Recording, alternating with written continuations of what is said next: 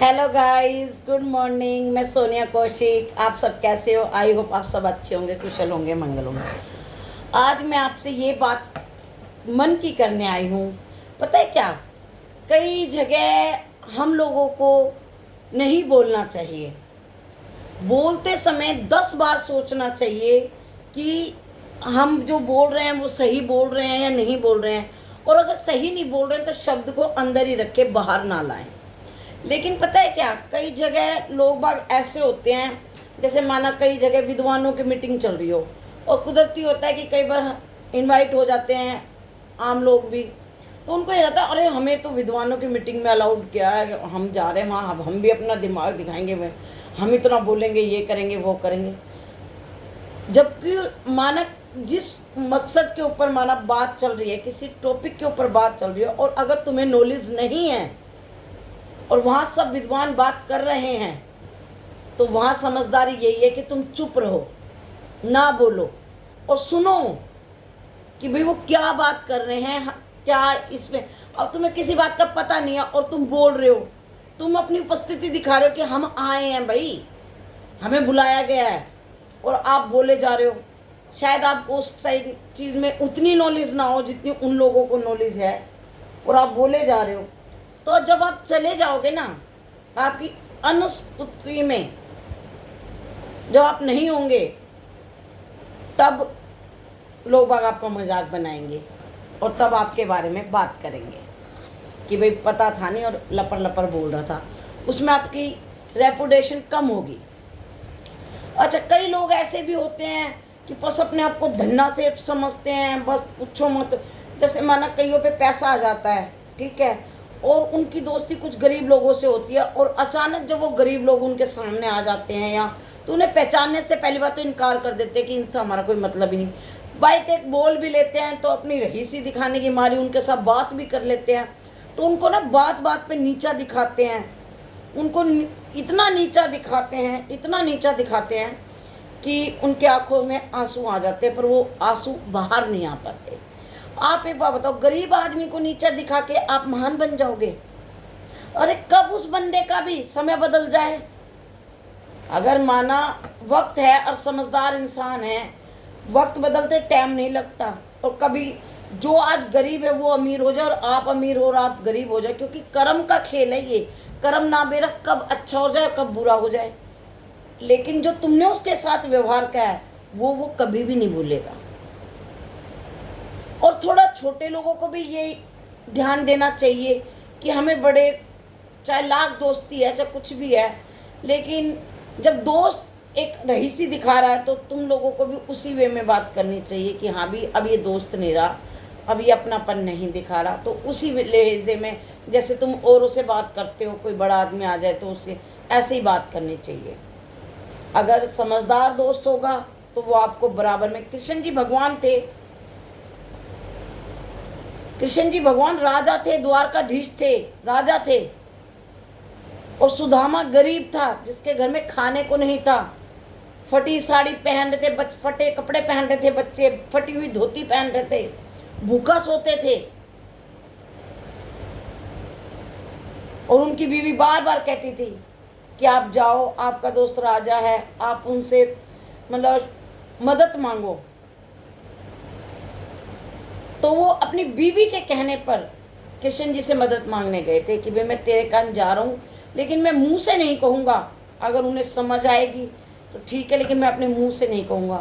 कह रहे कि बस तुम मेरे कहने से चले तो जाओ, एक बार आप चले जाओ, आपके दोस्त अपने आप ही समझ जाएंगे। तो उसने चावल की एक गठड़ी बांध के अपने पति को दे दी थी कि ये मेरी तरफ से तोहफा ले जाना।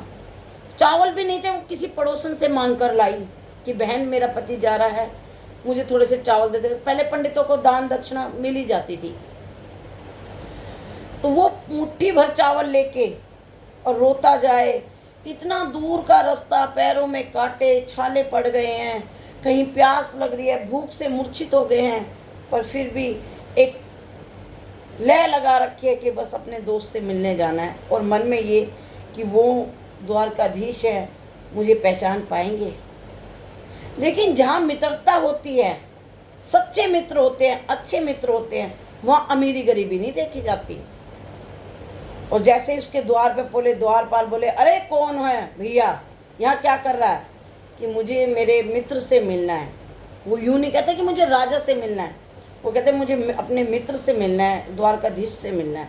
सब उसका मजाक बनाते हैं, अरे ये है राजा का दोस्त, ये है राजा का दोस्त। अब हमारा प्रधानमंत्री के कोई आम इंसान चले जा फटी धोती नाती पहन के कि भाई मेरा तो दोस्त है, मुझे उससे मिलना है, तो कोई भी बॉडीगार्ड होगा या कोई भी होगा उस तक मिलने ही नहीं जाने देगा, कहेगा कि जा भाई जा, तू क्यों यहाँ पर दिमाग खराब करा है, और प्रधानमंत्री जी हमें वो करेंगे। तो ऐसे ही राजा प्रधानमंत्री ही होता है। तो उन्होंने उसको मतलब कहा भाई तू यहीं की यहीं वापसी हो जा। जैसे ही वो वापसी को हुआ, जब उसने देखा कि भाई यही मेरा मजाक बना रहे हैं, तो वो तो मुझे क्या पहचानेगा अपनी पटरानियों के साथ। तो वहाँ पर एक मंत्री गया, वो बोले महाराज कोई द्वार पे आया है और अपना नाम सुदामा बता रहा है और कह रहा है कि मेरे दोस्त हैं द्वारकाधीश जो हैं कृष्ण जी, उनसे मुझे मिलना है। तो कहते कहाँ है वो? कहते हमने तो उसे धक्के देके भगा दिया कि भाई तू जा, क्यों टाइम ख़राब कर रहा है। कह रहे ये तुमने गलत किया। और कृष्ण जी सुनते ही कहीं पटका, कहीं मुकुट, कहीं कुछ, और नंगे पैर भागे जा रहे हैं, सुदामा सुदामा सुदामा। और चौक पे जाके उसको पकड़ा कि सुदामा तुम कैसे जा? चारों तरफ बंदे ही बंदे खड़े थे, भीड़ खड़ी थी, और उन्होंने अपनी मित्रता को एक प्रमाण दिया और उसको गले लगाया, उसको चूमा, उसको गोदी उठा लिया और काफ़ी देर तक रोते रहे। बोले सुदामा तुम मेरे से बिना मिले जा रहे थे, यही दोस्ती है? कहते नहीं, मैं शर्म के कारण। कहते नहीं, रथ मंगवाते हैं उसके लिए, और बराबर में रथ में उसको बैठा कर खुद सारथी बन के रथ को महल के अंदर लेके जाते हैं। सब लोग ये कहते हैं दोस्ती हो तो ऐसी हो। आज तक जिस चीज़ का प्रमाण दिया जा रहा है, लेकिन आज दोस्ती मतलबी हो गई है। और सुदामा से लाख कृष्ण जी ने 10 बार ये पूछा कि मित्र आप ठीक हो, मित्र आप ठीक हो? नहा लिए, धो लिए, नाश्ता कर लिया, पानी कर लिया, रानियों ने अच्छे से स्वागत किया, उनकी सेवा करी। रात को जब सोने जाने लगे तो सुदामा अपनी पत्नी की बात को याद कर रहे कि अरे मैं कैसे कहूँ। कृष्ण जी तो भगवान थे, वो तो समझ ही गए थे। वो आए सुदामा जी के पास मिलने पटरानियों के साथ। बोले भाभी ने मेरे लिए कुछ भेजा नहीं? कहते नहीं नहीं कुछ नहीं। कह रहे नहीं नहीं, ये पोटली में क्या छुप रहा है, ऐसा तो हो ही नहीं सकता, भाभी आपको खाली हाथ हमारे यहाँ भेजते। तो कहते नहीं नहीं, आंसू भरे होते हैं और पोटली को छपोरा होता है। जब कृष्ण जी कहते कि ये मुझे पोटली दो, और वो उसको आगे बढ़ाते हैं। कहते अरे भाभी ने तो इतना अच्छा तोहफा भेजा है। वो लेते हैं, मुट्ठी भरते हैं, और उसके सामने ही जैसे ही कहते एक मुट्ठी खाते एक लोक दे दिया होता है, दूसरी मुट्ठी खाते तो दूसरा लोक दे दिया होता है, तीसरी मुट्ठी खाते हैं ऐसे में ही रुक्मणी रोक लेती है कि क्या सारा कुछ आप ही खाओगे, हमारे लिए नहीं छोड़ोगे? तो वो उसको रख लेती है। सुदामा मन ही मन मुस्कुराते रहते हैं, पर उसके आगे ये नहीं कह पाते कि मेरे घर में ये दिक्कत है, ये परेशानी है। और जब वो अच्छी तरह वहाँ से विदा होके चले जाते हैं, रास्ते भर में सोचते हैं कि अरे मेरे कह नहीं पाया, मेरी बीवी क्या कहेगी, मेरे बच्चे क्या कहेंगे। बस यही सोचता सोचता जाता है। जैसे ही नगर के पास पहुँचता है, नगर चेंज, वहाँ हर एक किसी के मकान महल की तरह सजा दिए, झोपड़ियों को भी महल बना दिया। आप ये बताओ, विश्वकर्मा जी ने खुद नगरी बनाई सारी, और गुजरात को यानी कि सुदामा की नगरी को आशीर्वाद दिया कि यहाँ पर कभी गरीबी नहीं रहेगी। लक्ष्मी माँ का आशीर्वाद है वहाँ पे, लक्ष्मी हमेशा वास करती है गुजरात में। तो अपनी बीवी को देख के हैरान, बीवी की क्या तो बुजुर्ग हो रही थी और माता ने उसको इतना सुंदर रूप यौवन दे दिया और कह रहा मरते समय तक तुम्हारा ये रूप रहेगा, मतलब तुम बुढ़िया नहीं होगी। यहाँ सुदामा को भी। तो ये होती है दोस्ती, बिना मांगे जो आपके दुख को बिना बोले समझ जाए, समझ लो वही इंसान आपका सच्चा दोस्त है। और आप किसी के आगे रो रहे हो, हमारे घर का खर्चा नहीं चल रहा, हमारे घर में ये हो रहा वो रहा, आप अपने घर की परेशानी बता रहे हो और सामने वाला हवाबाजी में आ रहा है, हमारे घर में भी यही चल रहा, हमारे घर में भी यही चल रहा, वो अपने दुख तुम्हारे लेवल के ला रहा है, तो ये कोई दोस्ती नहीं है। ऐसे लोगों का आगे अपने शब्द व्यर्थ है बोलना। तो कई जगह बोलना ठीक रहता है और कई जगह बोलना ठीक नहीं रहता। शब्दों को सोच समझ के बोलें। शब्द ही इंसान को पराया करता है और शब्द ही इंसान को अपना करता है। अब ये भी नहीं होना चाहिए कि तुम इतना एटीट्यूड दिखाओ कि भाई तुम बोलो ही ना, मुंह बनाए रखो।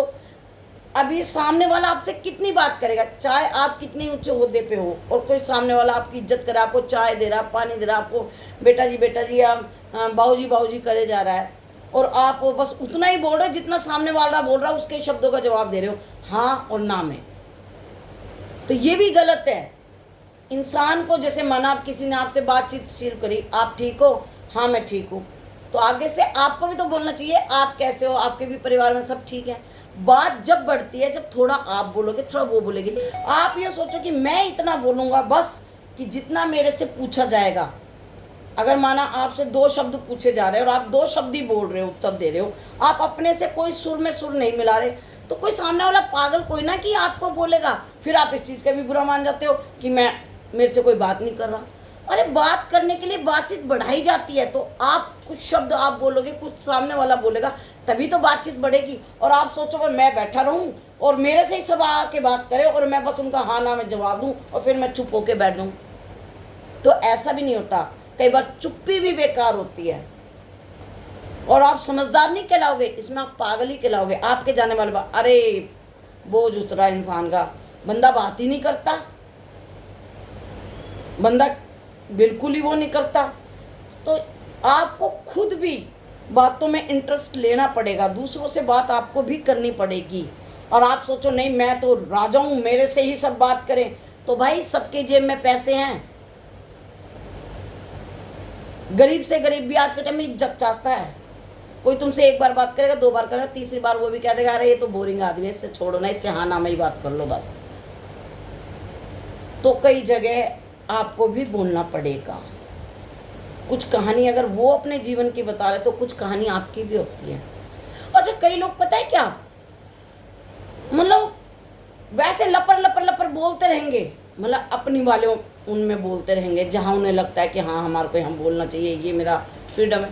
लेकिन कई जगह अरे नहीं भाई यहाँ तो कम ही बोलूँ, मैं है ना वो दिखूँगा जेंटलमैन की, मैं कितना कम बोलता हूँ।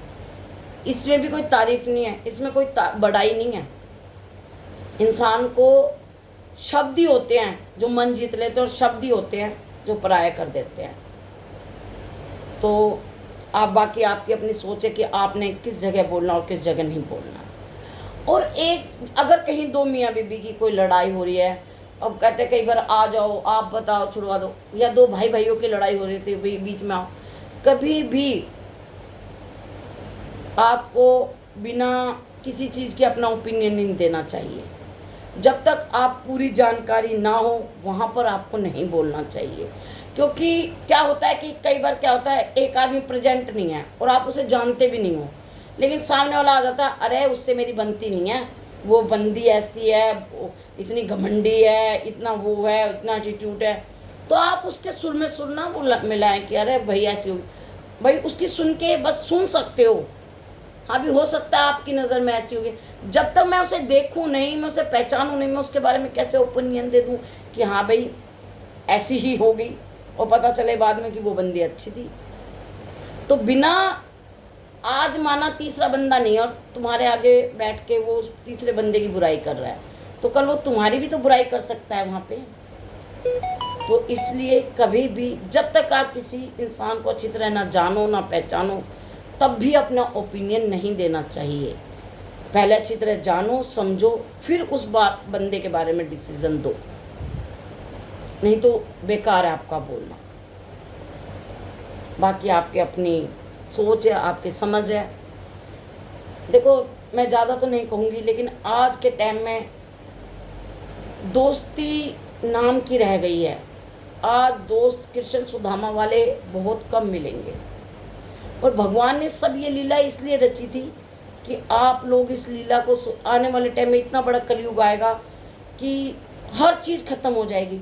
तो ये प्रमाण के कारण ही अभी 5000 वर्ष से भी ऊपर हो गया है हमारा कलयुग को चलते चलते, लेकिन और भी इससे भयंकर कलयुग आना है। तो इन कहानियों को जितना याद करेंगे, अच्छे ज्ञान में जाएंगे, अच्छी बातें सुनेंगे, तो हमारे मन परिवर्तन होंगे। और अगर हम इन चीज़ों में नहीं जाएंगे तो हमारे कलयुग ने तो घर में वास कर ही रखा है। तो आपसे कहूँगी अच्छी संगत लो, अच्छे दोस्तों में बैठो। अगर कोई गलत दोस्त है तो उसे सुधारने की कोशिश करो, अगर वो नहीं सुधरता तो उसे कुछ कहो मत, चुपचाप किनारा कर लो। आपको मेरी बातें कैसी लगी प्लीज़ कमेंट्स बॉक्स में ज़रूर बताना। मैं सोनिया कौशिक मिलती हूँ आपसे अगले ब्लॉग में। मेरे चैनल को सब्सक्राइब करें, बेल आइकन का बटन दबाएं।